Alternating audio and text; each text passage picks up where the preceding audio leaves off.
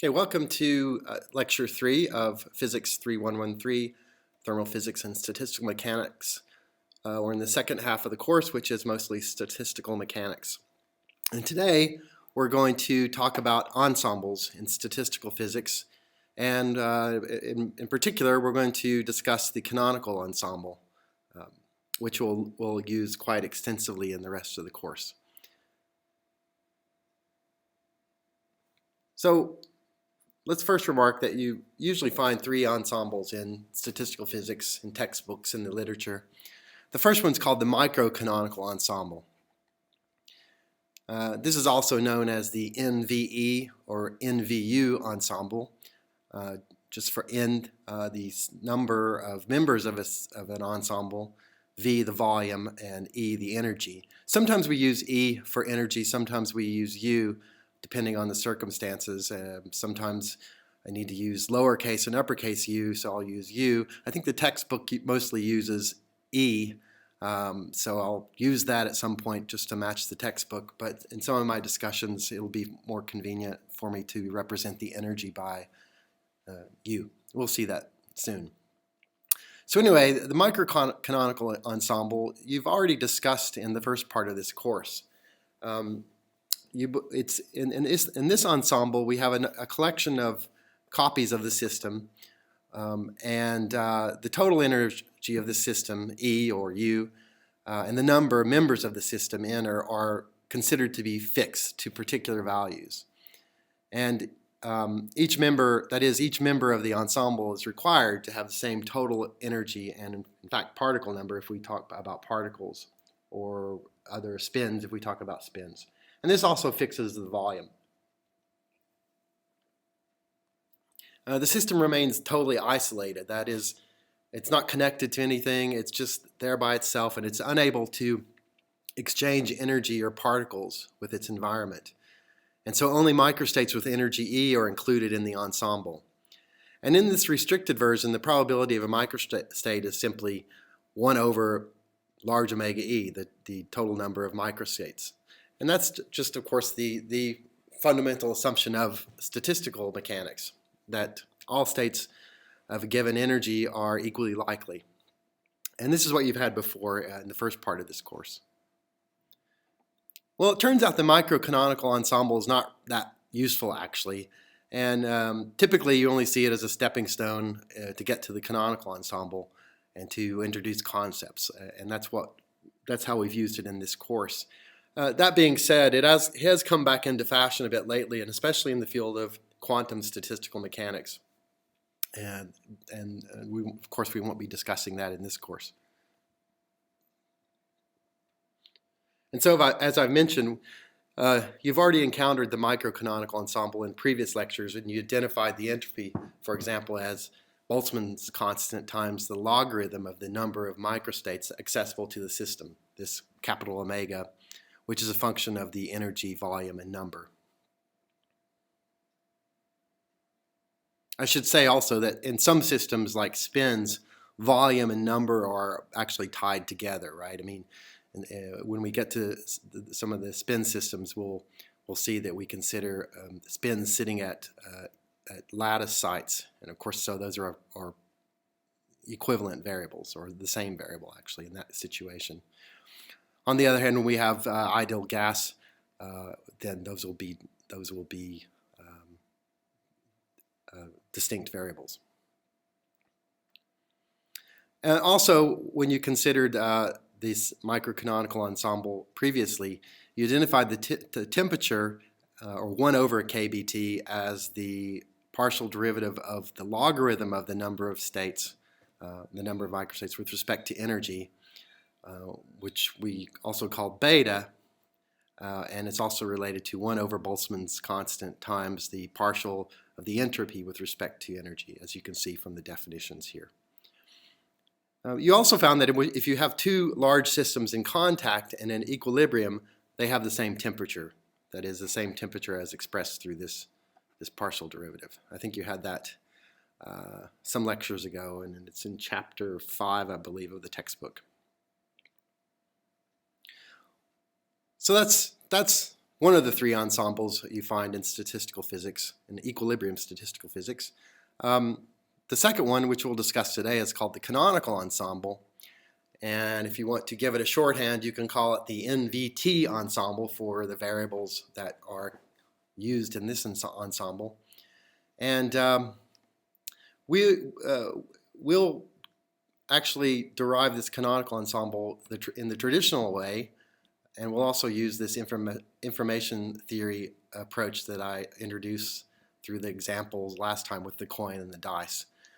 But in the traditional approach, we consider two systems in contact as you had before.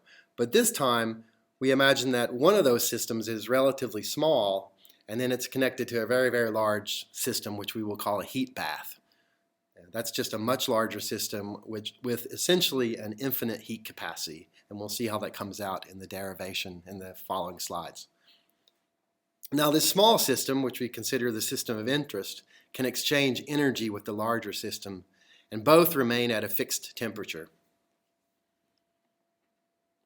And lastly, there's the grand canonical ensemble.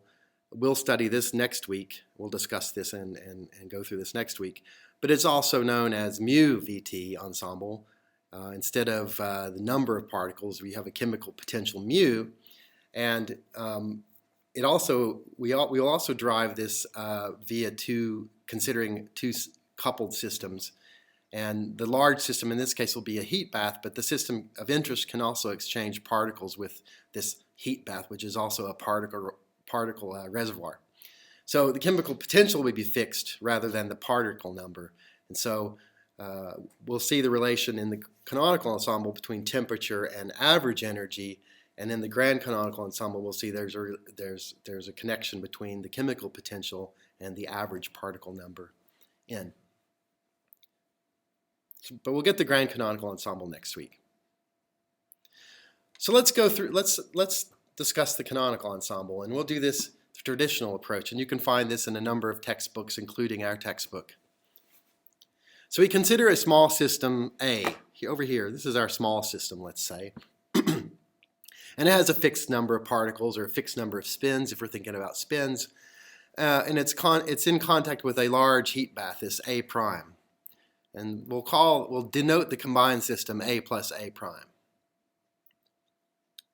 So this system A, it might be a relatively small macroscopic object or distinguishable microscopic systems such as atoms at lattice sites, an atom at a lattice site, or a small macroscopic object. The thing is, it's in contact with a very, very large system.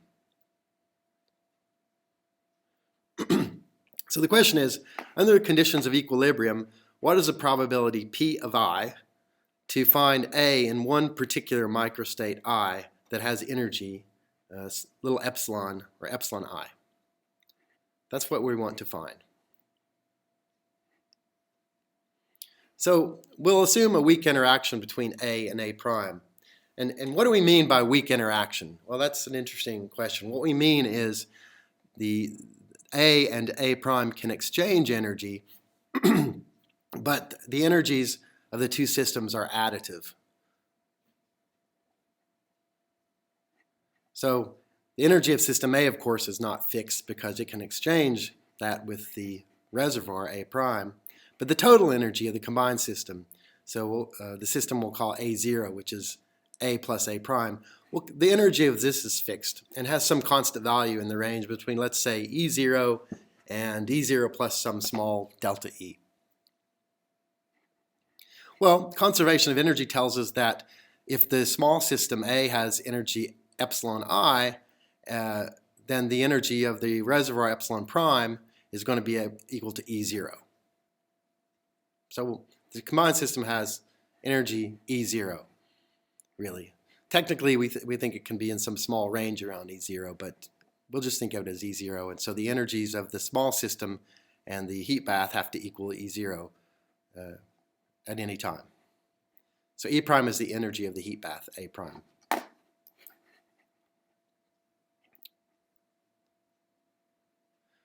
So if A has energy epsilon I, epsilon sub I, then the heat bath has energy near epsilon prime, which equals, energy E prime, which equals E0 minus epsilon sub I. Okay?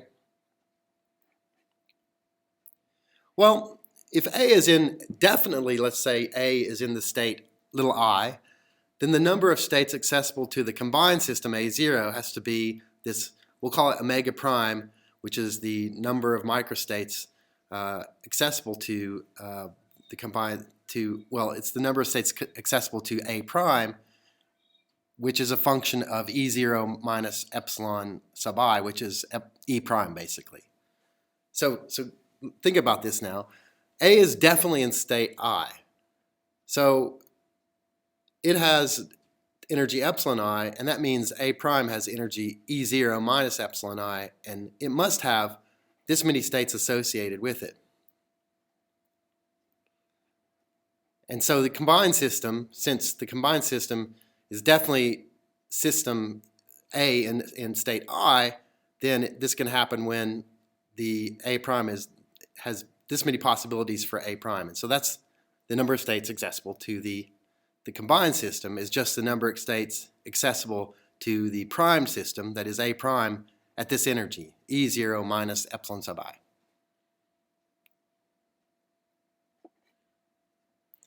So we must have, therefore, using this fundamental postulate that the system is equally likely to be in any accessible state, the probability of our A being in state I should be proportional to this number here. And the constant proportionality we'll call C prime. But it has to be proportional to this. And of course, this constant C prime is independent of I, because all these are equal. And we just find that from normalization. So basically, we find large omega prime for every possibility of I and epsilon I here, and we sum this up, and we can find C prime. So this is the main thing to take away from it. The PI is proportional to this omega prime of around energy big E0 minus epsilon sub I. Well, how can we find what that is in a more convenient form? Well, and in order to find this in a more convenient form, we have to get this into something a little bit more easier to deal with. This this capital omega prime.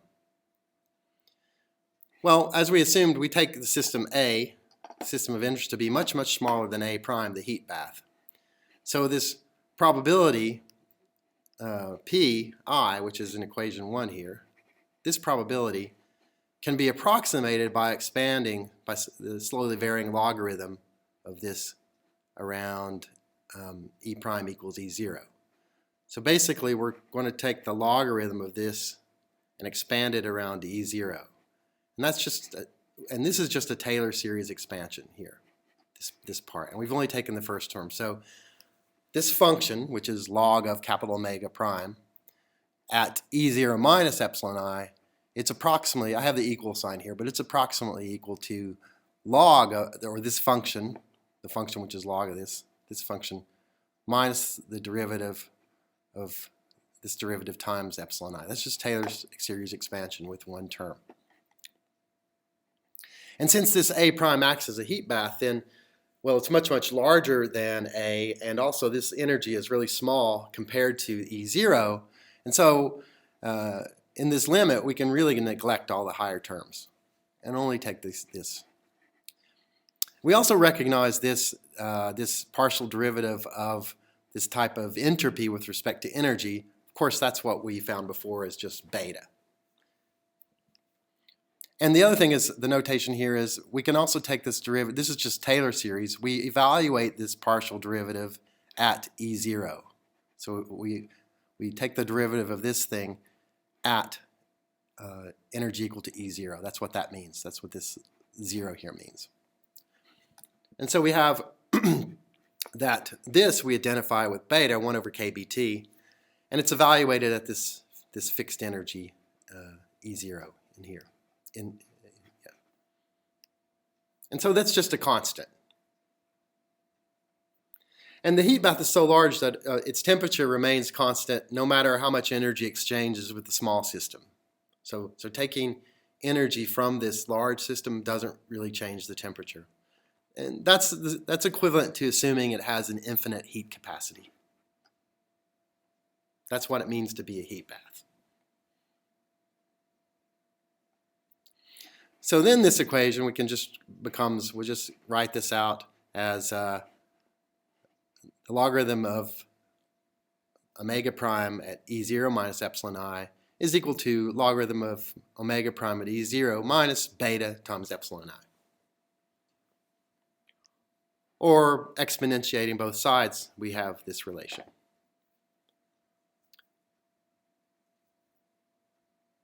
And since this factor here, the number of states accessible to the prime system at energy E0 is constant, that is, it's independent of I, of course, then our equation for the probabilities becomes this really simple form.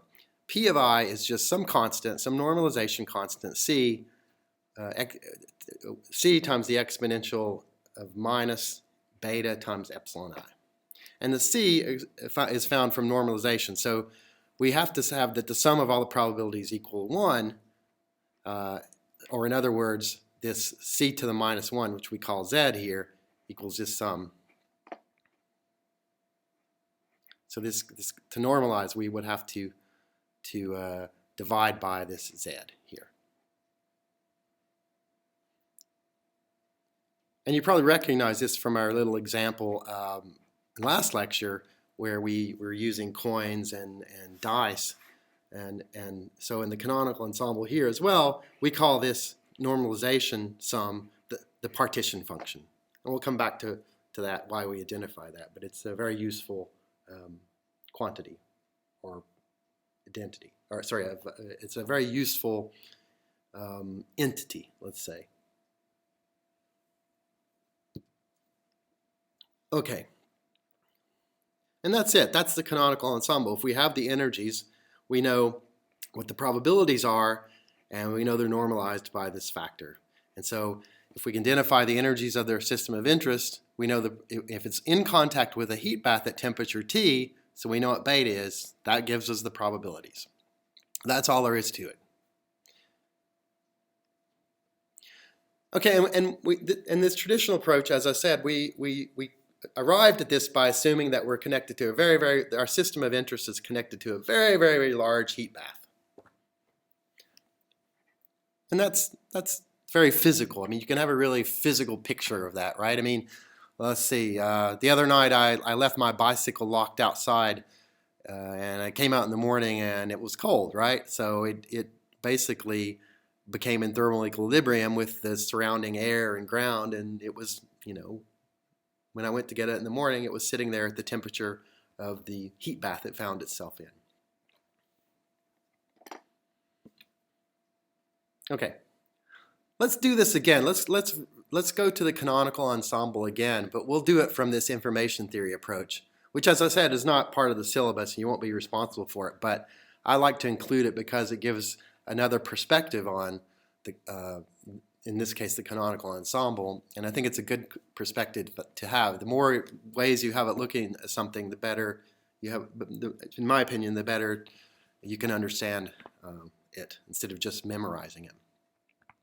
So here we're going to go back to what we called the Shannon entropy that we introduced in our example of dice.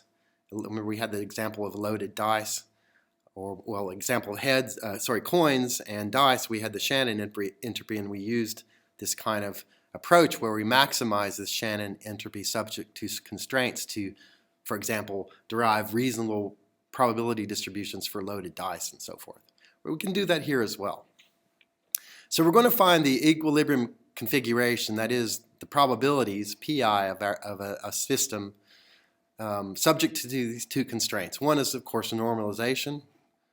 And the other is that the average energy, which is the sum over the probabilities times the energy level, this we'll denote that as this bracket small u, the average or mean energy.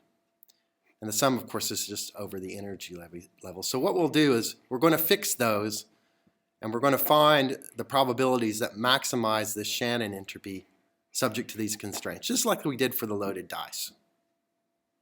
So once again, the constraints up here are, one, normalization of probabilities, which is pretty obvious, and fixed ensemble average energy that I denote bracket little u. Now note here that this little u is the expectation of little u, or little u itself, is big U divided by n, where n is the number of objects in our system. Number of particles or number of spins, let's say, if we're thinking about spins. And this little u is an intensive variable because we've divided by n.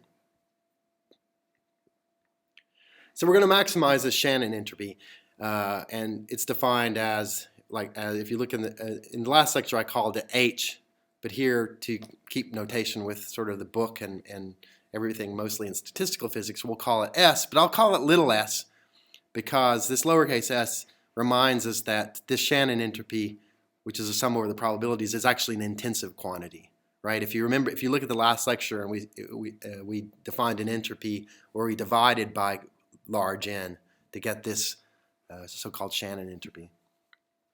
Just to keep that in mind. And so that's just notation. Okay, well, it's pretty easy to do.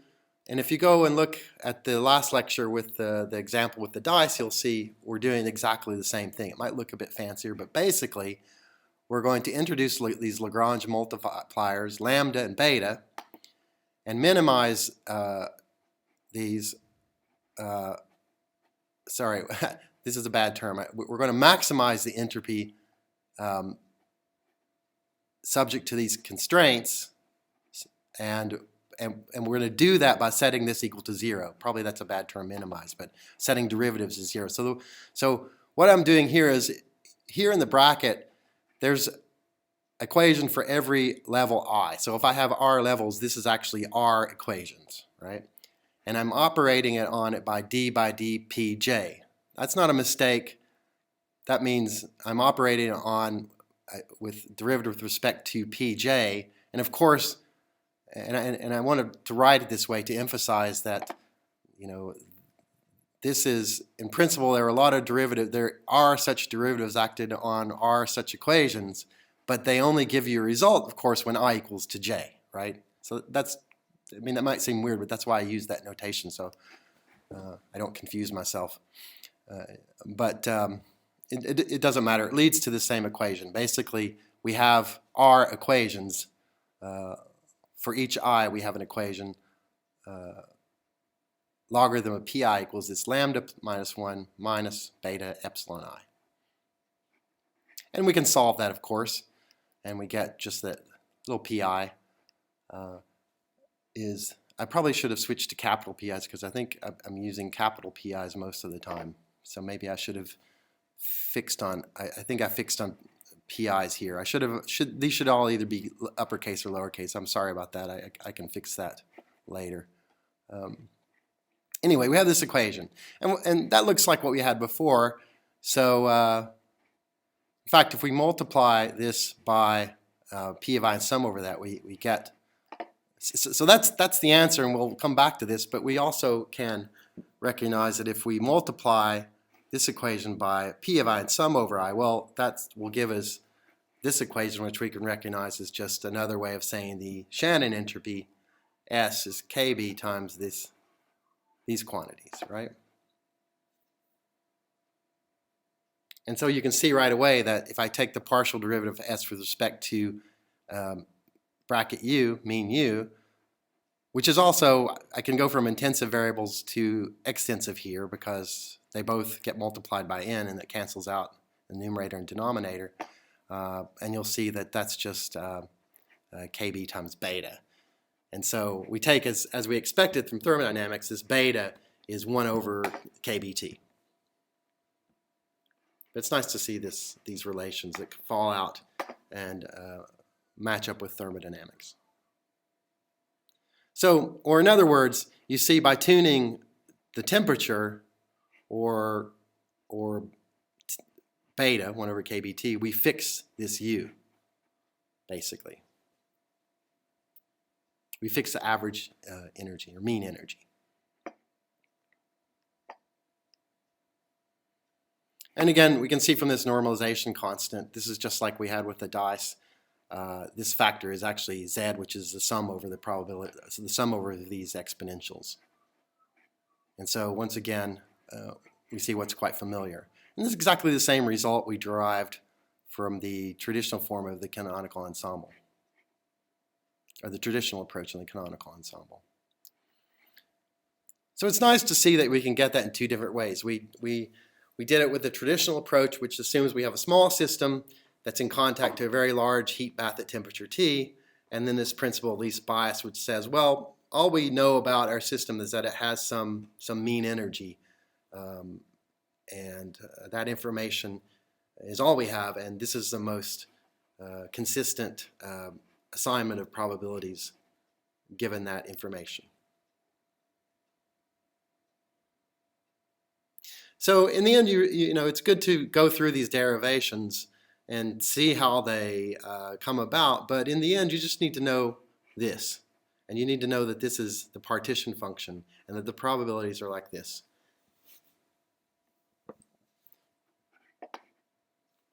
And you need to know, of course, that you use the canonical ensemble when temperature is a independent variable. And we also saw that in either derivation that this temperature, kBt or inverse beta, is, if you want to write it as an energy, is intimately connected to the mean energy of the system. So you fix temperature and you get a mean energy. And we'll see how this plays out in different systems. You already know probably this from the ideal gas, or you have that the mean energy in the sort of classical thermodynamics, the mean energy is something like 1/2 of kBt per degree of freedom. Yeah, you might recognize that. It doesn't always happen that way in spin systems and things, but they're always connected. That's the result of the canonical ensemble.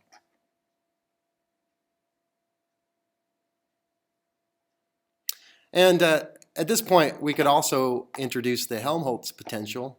Sometimes it's called Helmholtz free energy. It's usually written as F.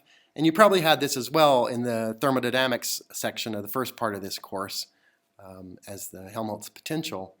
But now we see the interesting relation that it's defined through this equation. And we could, once we have the partition function, we could say, well, that's like the exponential of minus beta to some potential f. And if we want, we can solve that for f like this. We can write it in terms of beta, or we can write it in terms of the temperature, and you have exactly what you found in thermodynamics, that the Helmholtz potential is minus kBt times log of, well, in this is log of the partition function z. So now we actually have a way to calculate the free energy, or the Helmholtz potential, from the partition function. And that allows us to use a lot of thermodynamic relations from this statistical canonical ensemble approach.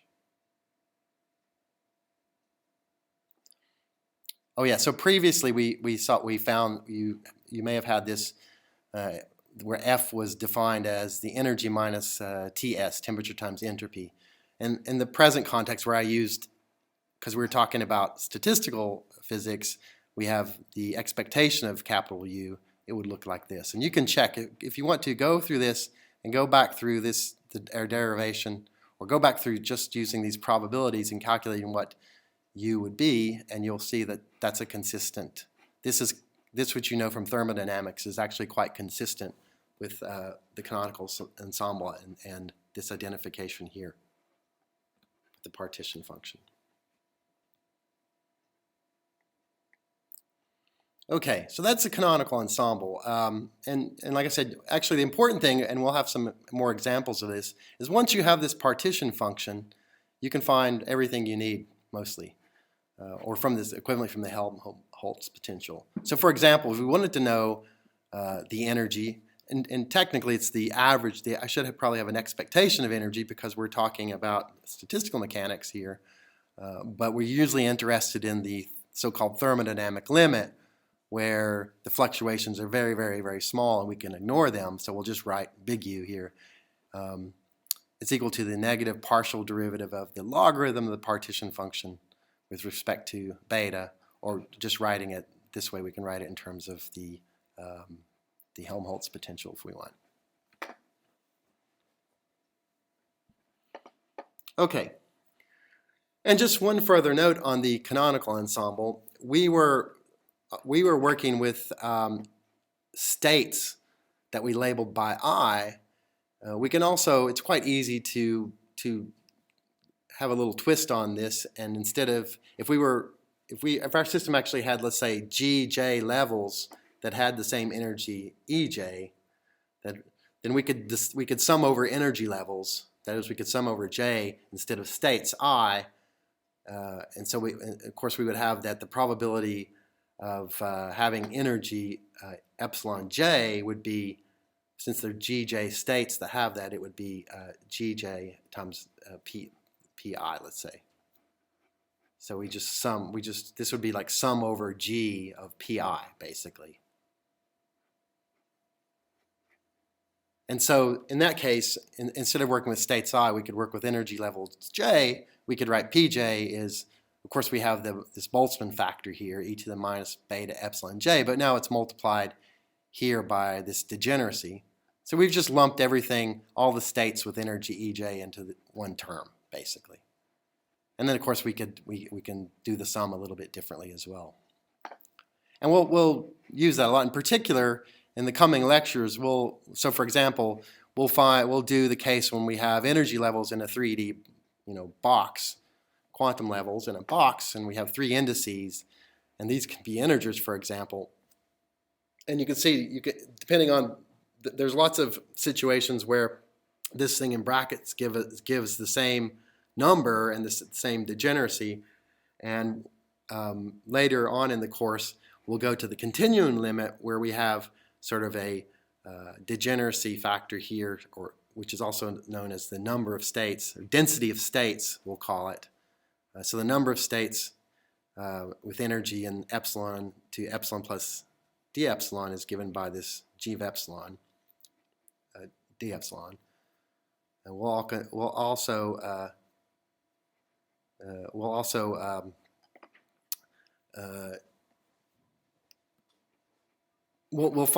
actually derive this, and we'll actually do calculations in the so-called continuum limit. But for now, and we'll come back to this later in the lectures, for now we'll just work with discrete energy levels, epsilon j and degeneracy gj, and we'll sum over the states.